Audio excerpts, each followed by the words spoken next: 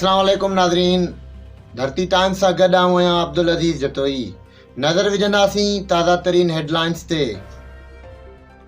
आदम सुरीलो जी ख़बर शामिल कंदासीं। मलीर जे इलाइक़े गडाब दे इलापाईअ तपो सोंगुल जो मुराद बिरई ॻोठ में डैम टुटण सबबि पीअण जे पाणीअ जी किल्लत।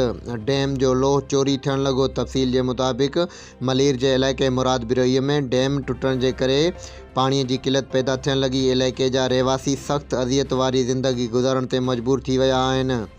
ॻोठ जे रहवासी मीडिया सां ॻाल्हाईंदे चयो त गडाब अलापाईअ मुराद बिरोई ॻोठ में डैम बरसाति जे सबबि टुटी वञण सबबि पाणीअ जी खोट पैदा थी वई आहे ऐं मंशियात जा आदि मवाली डैम खोटरे लोह जा सरिया चोरी करे विकिरो कनि था।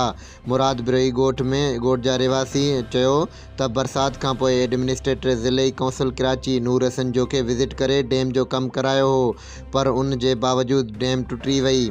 डैम जे टुटी वञण जे सबबि असांजे ॻोठनि खे वॾो नुक़सानु थियो आहे ऐं पीअण जे पाणीअ जी सख़्तु किल्लत थी आहे। इलाइक़े जा मवाली डैम जो लोह चोरी करे विकिरो कनि था।